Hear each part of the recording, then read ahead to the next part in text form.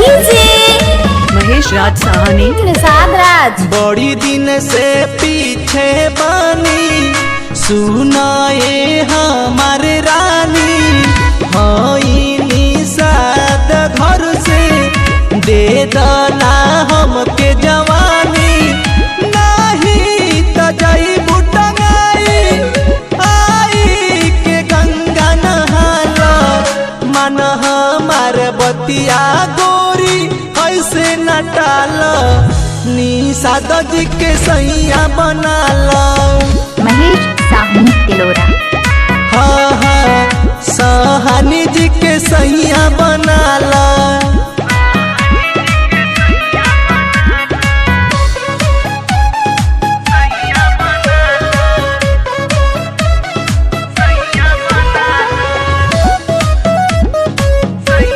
DJ Mahesh Sahni Sahni hi tech दे दधयनवा नहत बड़ी पछतैबू हो केहुए से कबो नहीं आखि तू मिलैबू हो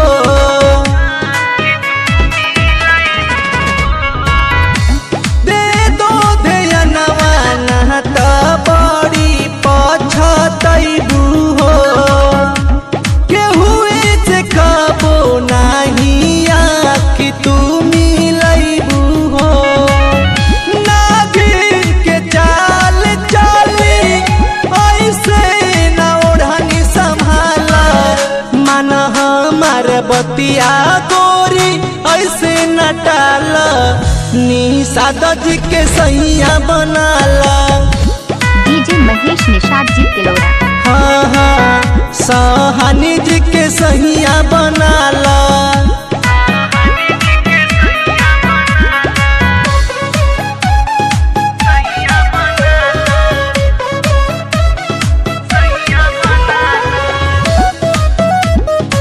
डीजे महेश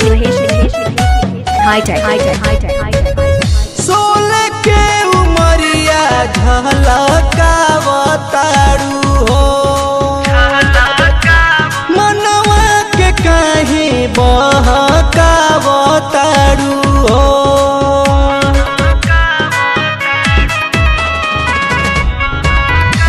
सोलह के उमरिया झलकावतारू हो मनवा के काहे बहकावतारू हो धर्मेंद्र जामन से गोरी आई के नैना लड़ाल मन हमार बतिया गोरी ऐसे नटाल निषाद जी के सैया बनाल डीजे महेश निषाद तिलोरा। साहनी जी के सैया बनाल डीजे महेश मल्लाह जी तिलोरा बाजार सिद्धार्थ नगर।